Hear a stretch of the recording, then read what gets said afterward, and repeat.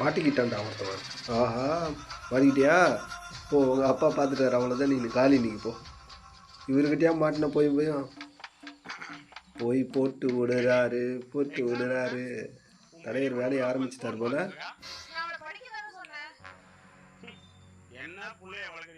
மாட்டினாண்டா. ஐயோ எப்பா. போ போ, பெல்ட் இருக்காட்டு போ. அட்டி சும்மா வேற லெவலில் விழுக போகுது. ஐயோ மாட்டினாண்டு. என்ன ரிவர்ஸ்லேயே ஓடுது. போடு போடு போடு போடு. ஐயோ ஐயோ ஐயோ எப்பா. செம்ம உண்மையான அடி விழுதா?